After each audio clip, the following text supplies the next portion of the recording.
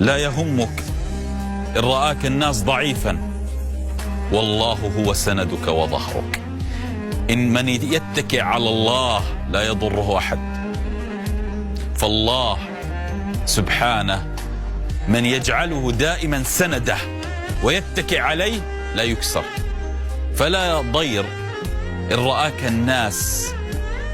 رآك الناس مهمشا بلا قيمة، منبوذا، مطروحا، مسموما، أي شيء، ويراك الله عزيز، تسقط من عين الناس وتعلو في عين الله. من أولى عندك، عين الله أم عين الناس؟ من أولى أن يرفع الناس ذكرك في مجالسهم أم يرفعك الله عز وجل شانه في الملأ الأعلى؟ من يرفعه الله لا يبالي بالدنيا، لا يبالي بالدنيا. ولو ملكت الدنيا ووضعك الله، الدنيا لن تبالي بك، فالدنيا جند من جنود الله.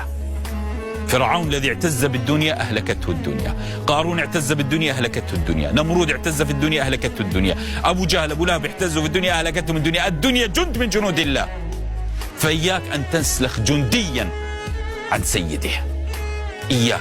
فكن مع الله، تأتي الدنيا تحت قدمك، تأتي الدنيا تحت قدمك. وأما على الناس فالناس كموج البحر، لا ضير. أكن ذليلا في عين الناس عزيزا في عين الله. كونوا مع الله يكن الله معكم.